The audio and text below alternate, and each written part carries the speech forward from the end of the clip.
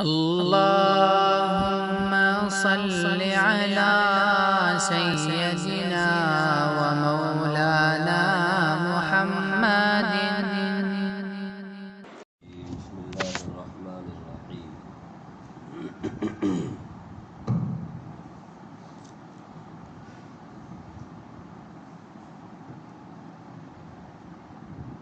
وَإِذَا جَاءَكَ الَّذِينَ يُؤْمِنُونَ بِآيَاتِنَا فَقُلْ سَلَامٌ عَلَيْكُمْ كَتَبَ رَبُّكُمْ عَلَى نَفْسِهِ الرَّحْمَةَ أَنَّهُ مَنْ عَمِلَ مِنْكُمْ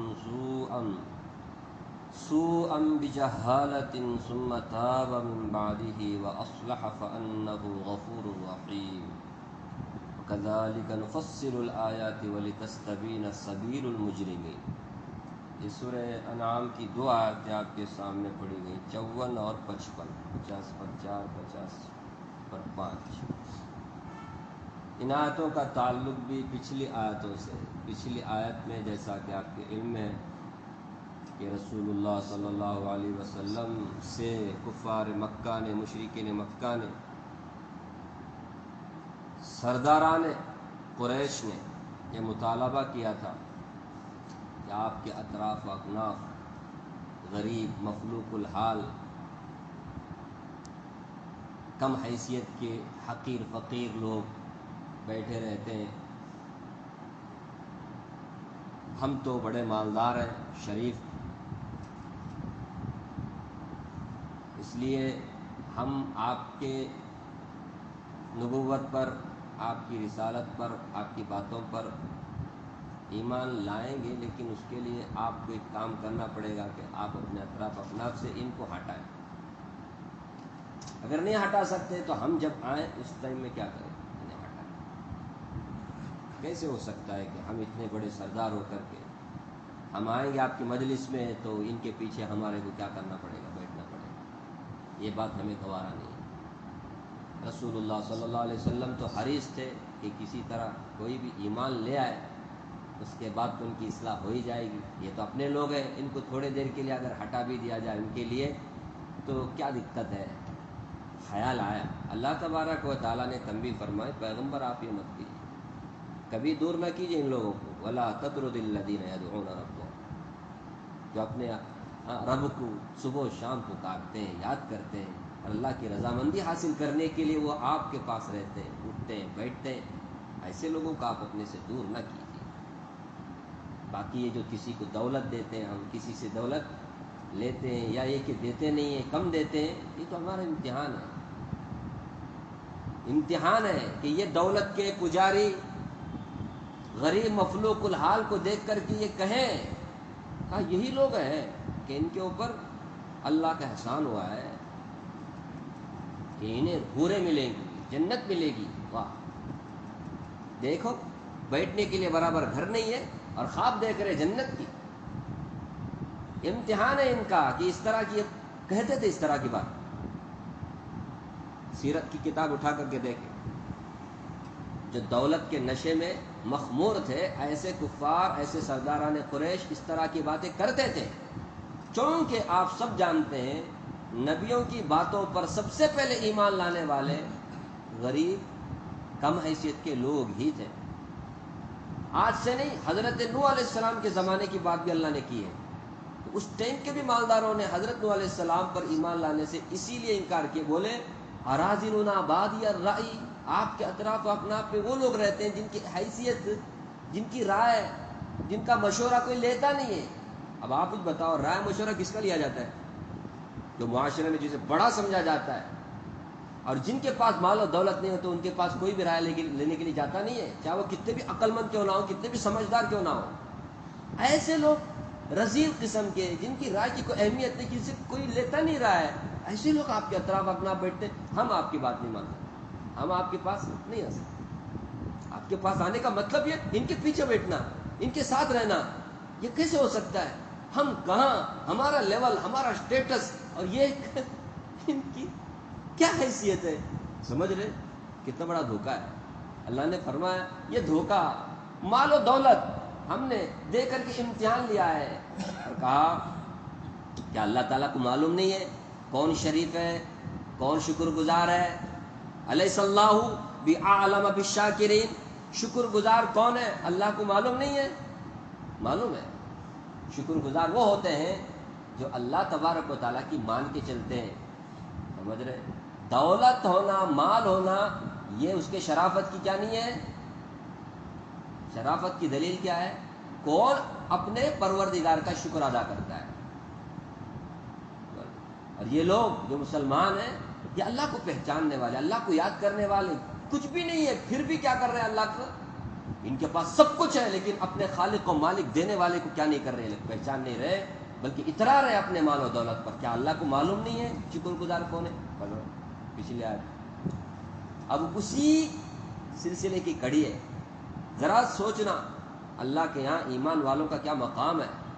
ہاں، ایمان والوں کے لیے غیر ایمان والوں کو آپ پیچھے رکھ سکتے ہیں، غیر ایمان والوں کے لیے مسلمانوں کو آپ پیچھے نہیں رکھ سکتے، سمجھ رہے؟ اگر مسلمانوں کو تعلیم اور تربیت کی ضرورت ہے، سمجھ رہے، اس کو آپ پہلے نمبر پر رکھیں گے۔ غیر مسلموں کی تبلیغ کے لیے مسلمانوں کی تعلیم کو آپ کیا نہیں کر سکتے؟ ڈیلے، مؤخر نہیں کر سکتے۔ اتنا بڑا مقام ہے۔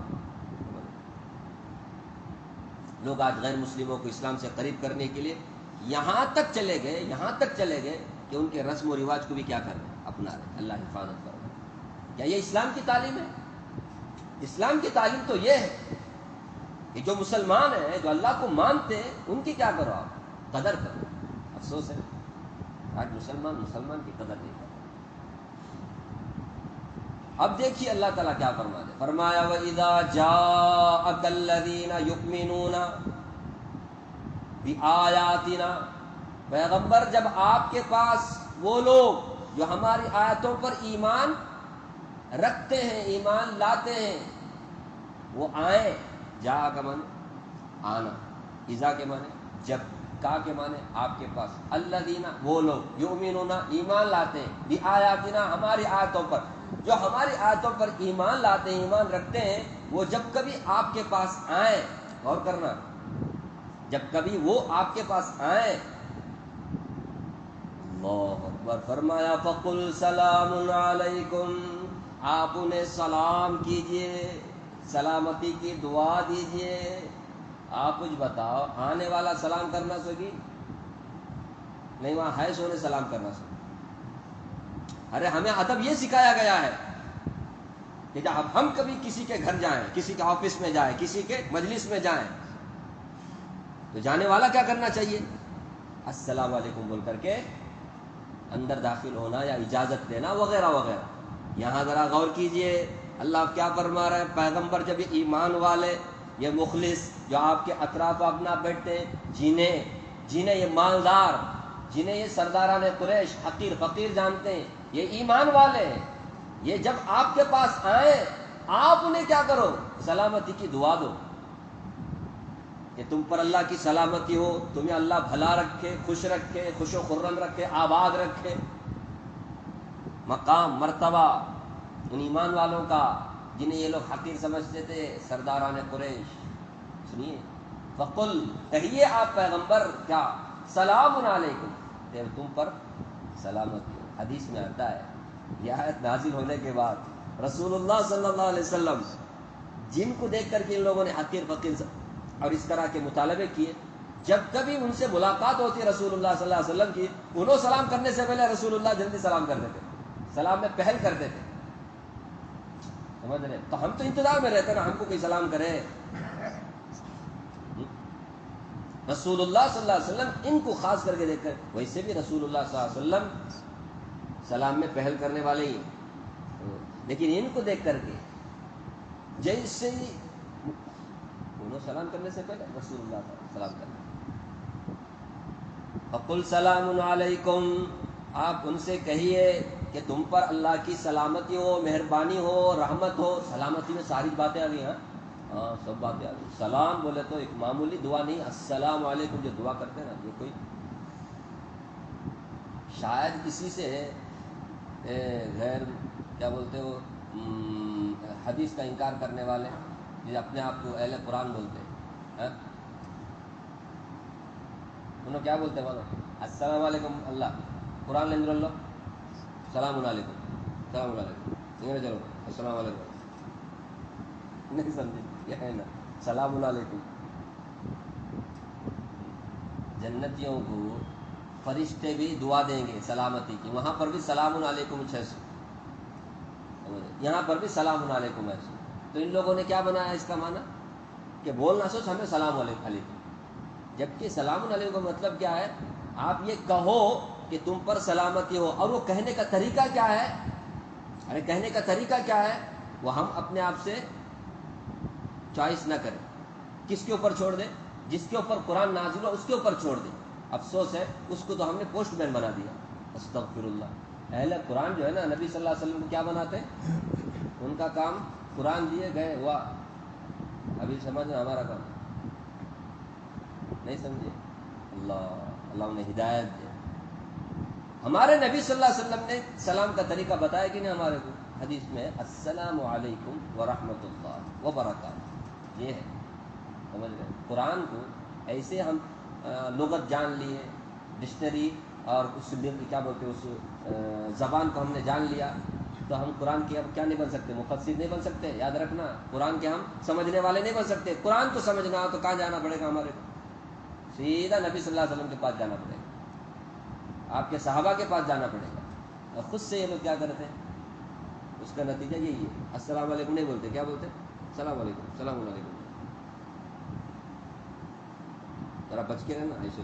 خیر، فقل سلام علیکم. پیغمبر جب یہ آئیں آپ کے پاس تو آپ انہیں سلامتی کی دعا دیجئے، رحمت کی دعا دیجئے. اس کے بعد فرمایا کتب ربکم علی نفسہ الرحمہ. خوشخبر بھی سنا دیجئے کہ تمہارے رب نے اپنے اوپر رحمت کو لازم کر لیا ہے، یعنی اپنے مہربان ہونے کا تمہارے رب نے فیصلہ کر دیا ہے. اس سے پہلے بھی بات آئی کتبہ کے معنی لازم کرنے کے معنی، جیسے کتب علیکم الصیام کہ تم پر روزے فرض کر دیے گئے ہیں، لازم کر دیے گئے، کمپلسری. بالکل اس طرح کتبہ کے معنی میں جس طرح عربی میں لکھنے کا آتا ہے نا، اسی طرح کتبہ کا معنی لازم کرنے کا بھی آتا ہے. ویسے بھی لکھنے کے بعد وہ چیز کیا ہو جاتی ہے وہاں لازم ہو جاتی ہے، ثابت ہو جاتی ہے. کتبہ رب العالمین نے، ربکم تمہارے رب نے، علی نفسہ علی نفسی اپنے اوپر، اور رحمت رحمت مہربانی اس نے کیا کر دی ہے؟ لازم کر دی. کیا مطلب اس کا؟ اللہ نے فیصلہ کر دیا ہے کہ میں اپنے بندوں پر رحمت کا معاملہ کروں گا، مہربانی کا معاملہ کروں گا. یہ اللہ تعالیٰ نے فیصلہ لکھ دیا. حدیث میں آتا ہے اللہ تبارک و تعالیٰ نے آسمان و زمین کو پیدا کرنے سے پہلے عرش پہ ہی لکھ دیا، عرش پہ ان رحمتی سبقت علی غضبی، کہ میری رحمت ہمیشہ میرے غصے پر کیا رہے گی؟ غالب رہے غالب رہے. حدیث میں یہ بھی آتا ہے کہ اللہ رب العالمین کے رحمت کے 100 حصے، اس رحمت کے ایک حصے کو اللہ تبارک و تعالیٰ نے کیا کر دیا ہے؟ کائنات میں نازل کیا ہے. بس جو ماں باپ بچوں پر مہربانی کرتے ہیں، ایک انسان دوسرے انسان کے ساتھ مہربانی کرتا ہے، جانور اپنے بچوں کے ساتھ وہ مہربانی کرتے ہیں. یہ جتنی ساری مہربانی دنیا میں دیکھتے ہیں یہ 100 میں کا ایک حصہ ہے. باقی 99 رحمت کے حصے اللہ نے اپنے پاس رکھے ہیں، اور قیامت کے دن اس کا ظہور ہوگا، اور صرف مسلمانوں پر ہوگا. کس پر نہیں ہوگا؟ کافروں پر، مشرکوں پر نہیں ہوگا. سمجھ گئے؟ اگر اللہ تعالیٰ مہربان نہ ہوتا، سچی بولو، ہم میں سے کوئی بھی ابھی یہاں سلامت کے ساتھ ابھی کیا جیسے پہلے مرتبہ گناہ کیے تھے اسی ٹائپ پہ ہم کیا ہو جاتے، اس پہ نیست و نابود ہو جاتے. یہ اللہ کی مہربانی ہے جو ہماری بدتمیزیاں، ہماری بدکاریاں، ہمارے خرابیاں، ہمارے گناہ سب دیکھ کر بھی ہم کو دیتا ہے، کھلاتا ہے، پلاتا ہے. کیا کیا کرتا ہے. ورنہ ہمارے نیچے کام کرنے والا 1 دن 2 دن 3 دن غلطی بغیر، اس کے بعد اسے کام میں نہیں رکھتے، جہاں بولتے رکھو کیا فائدہ. سچی بولتے ہیں. تو اس کی رحمت نہیں ہے کہ کافر، مشرک، ناستک، دہریے، کمیونسٹ سب کیا کر رہے؟ کھا رہے، پی رہے. تو پھر اللہ کی وہ مہربانی مسلمانوں کے ساتھ نہیں ہوگی؟ ضرور ہوگی. فرمایا انہ من عمل منکم سوءا بجہالۃ، مسلمان ہیں، اللہ کو بڑے پیارے ہیں، اب ان سے بھی گناہ ہو جا سکتا ہے، انسان ہے نا، انسان ہے۔ تو فرمایا انہ، یہ کہ من عمل، جو کوئی عمل کرے، منکم، تم میں سے، سوءا، برا، بجہالۃ، جہالت سے، جہالت میں، نادانی میں آ کر کے کوئی برا عمل ان سے کیا ہو گیا، صادر ہو گیا۔ جو بھی آدمی برائی کرتا ہے نا، وہ اس کی جہالت ہی ہے، چاہے وہ عالم ہو جاہل ہو، سمجھ رہے ہیں؟ جب کبھی بھی کوئی بھی گناہ کرتا ہے وہ اس کی جہالت ہے، یعنی جب جان بوجھ کر کے کر رہا ہے، انجانے میں کر رہا ہے، جاننے والا کر رہا ہے، جاہل کر رہا ہے، کوئی بھی کر رہا ہو، برائی کرتے ہوئے اس کے اوپر جہالت کا پردہ پڑ ہی جاتا ہے، اس ٹائم پہ وہ بہرحال جاہل ہی ہو جاتا ہے، وہ چاہے کتنا بڑا مولوی ہو، عالم ہو، جو برائی کرتا ہے تو بہرحال وہ کیا ہی ہے، نہیں سمجھے، جہالت ہے، جہالت کسی کو۔ تو فرمایا تم میں سے اگر کوئی جہالت میں برائی کرے، ثم تاب من بعد، پھر کیا اس کے بعد میں توبہ کرتا ہے، ثم، پھر تابہ، توبہ کرتا ہے، من بعد ہی، اس کے بعد میں، فرمایا واصلح، توبہ کسے بولتے ہیں، ندامت کو، شرمندگی کو، آدمی کو احساس ہو جائے کہ میرے سے غلطی ہوئی ہے، یہ احساس، یہ بہت بڑی نعمت ہے۔ آج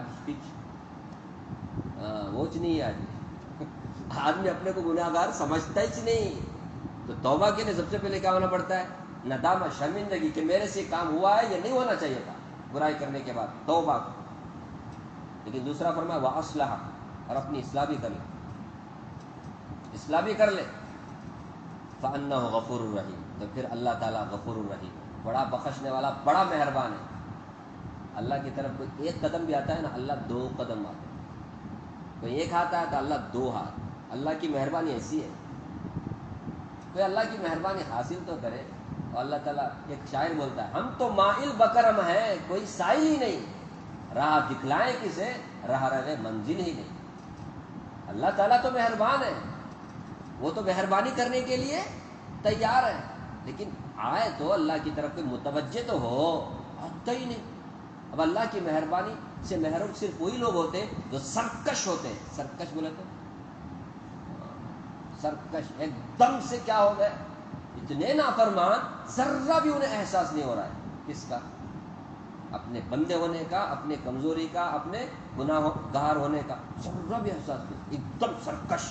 ایسے ہی لوگ محروم ہو جاتے ہیں اللہ کی مہربانی سے، جو اللہ کی طرف وہ متوجہ ہوتے ہیں، اللہ تو مہربانی کرنے کے لیے تیار ہے، کیونکہ اس نے لازم کر لیا اپنے اوپر۔ اب سوچو نا، اللہ کو لازم کرنے کا ہے، اللہ ایسے چیزوں سے پاک ہے کہ اس کے اوپر کوئی چیز لازم ہو، وہ مختار کل ہے، اس کی مرضی ہے، لیکن اللہ اپنی مہربانی کو کس طرح بتا رہا ہے کہ اللہ نے فیصلہ کر لیا، اپنے اوپر لازم کر لیا ہے، اس کو کوئی چیز لازم نہیں ہے، لازم تو بندوں کے اوپر ہے، وہ خالق ہے، اس کے اوپر کوئی چیز لازم نہیں ہے، لیکن اپنی مہربانی کو بتانے کے لیے کہ بندے اللہ کی مہربانی حاصل کر لیں، تو اس کے لیے کیا کرنا ہے، سب سے پہلے توبہ کرنا ہے۔ دو چیزیں ہیں یہاں، ذرا غور کرنا، ثم تاب، اور اس کے بعد واصلح، ثم تاب من بعد واصلح، دو چیزیں غور کرنا، ایک ہے توبہ اور ایک ہے اصلاح۔ توبہ کا مطلب شرمندہ ہونا، اصلاح کا مطلب آئندہ نہیں کرنے کا پکا ارادہ کرنا، جو گناہ ہوا اس کے اوپر احساس ہو کہ میرے سے گناہ ہوا، مجھے اللہ معاف کر دے، پھر وہ گناہ آئندہ نہیں کرنا، تب جا کے اس کی اصلاح ہوتی ہے، ورنہ اصلاح نہیں ہوتی۔ توبہ کیا، پھر سے وہی کام کر رہا ہے، اسے اصلاح بولیں گے؟ اصلاح اسی وقت ہو سکتی ہے جب وہ آدمی کیا کر لے، توبہ کرنے کے بعد میں اس گناہ کو چھوڑ دے۔ اور اسی طرح اسلام میں یہ بھی داخل ہے کہ اگر اس نے کسی کے حقوق مارے ہیں تو ان حقوق کو ادا کرے، یہ توبہ کے لیے ضروری ہے۔ تبھی اللہ نے آگے فرمایا فَأَنَّهُ غَفُورٌ الرحیم، غفور الرحیم کب ہے، توبہ کے بعد میں اصلاح بھی ہونا۔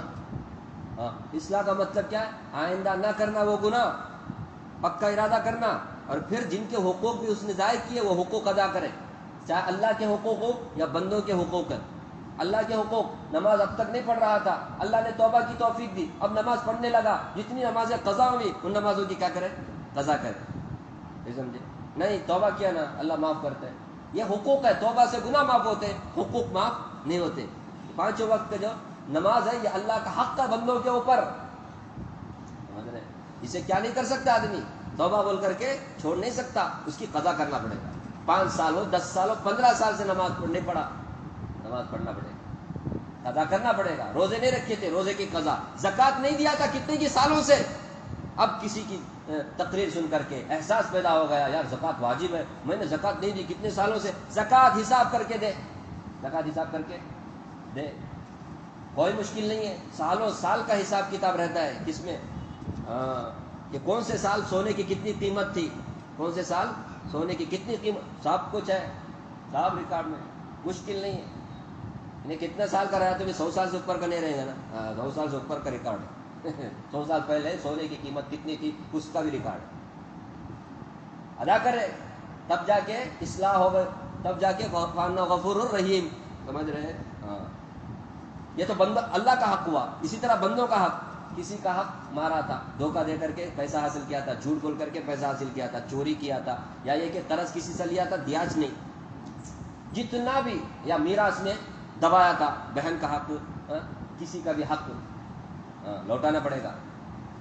سمجھ رہے ہیں؟ آستی واستی جو کچھ بھی وہ بانٹنے واٹنے میں، تقسیم کرنے، ڈیوائڈنگ کرنے میں شریعت اور اسلام کو سامنے نہیں رکھا، اپنی مرضی سے کیا کر لیا، کیا کرنا پڑے گا؟ واپس کرنا پڑے گا. یہاں آ کر کے آدمی پرکھا جاتا ہے باقی انہیں توبہ کیا کہ نہیں کیا. کبھی کبھی تو اس کے پاس رتچ نہیں دینے کے لیے، پورا بڑو کھا کے بڑوں ہوا تو اصلاح نہیں ہوئی. ادا کرنا پڑے گا. کسی کو گالی دی تھی، کسی کا کچھ، جا کے معافی تلافی کرنا پڑے گا تب جا کے اصلاح. کسی کو گالی دی تھی، اس کے دل میں ہوا نا، اس کا دل ٹوٹ گیا تھا اس کی وجہ سے، میرے پاس ایک کروائی بدتمیزی کیا تھا. حج بھی کیا، رمضان بھی ہوا، پورا ہو گیا، اس کے پاس معافی مانگنے کے لیے گیا ہی نہیں، اصلاح نہیں ہوئی. سمجھ رہے ہیں؟ معافی مانگنا پڑے گا، ورنہ وہ دل میں پالے رکھے گا میرے ساتھ نے بدتمیزی کیا. اب وہ اگر قیامت کے دن اللہ کو سے بولے اللہ جن نے خواہ خواہ میرے کو ہونا بول کر کے میرے کو آ کر کے گالی دیا تھا، بدتمیزی کیا تھا، میں نے اس کے ساتھ کچھ بھی کیا نہیں، میرے کو اس کا بدلہ دیجیے. اللہ تعالیٰ کیا کریں گے؟ پھر نیکی ہمارا لے کر کے اس کو دے گی. وہ آنا کام ختم. ہمارے نبی نے کیا فرمایا؟ مفلس میری امت کا وہ ہوگا جو بہت ساری نمازیں حج سب لے کے جائے گا، لیکن کسی کو گالی دی ہوگی، کسی کا حق مارا ہوگا، کسی کی غیبت کی ہوگی، اس کے جتنے اس لوگوں کے شکایتیں آئیں گی ان سب کو اس کے نیکیاں دے دی جائیں گی.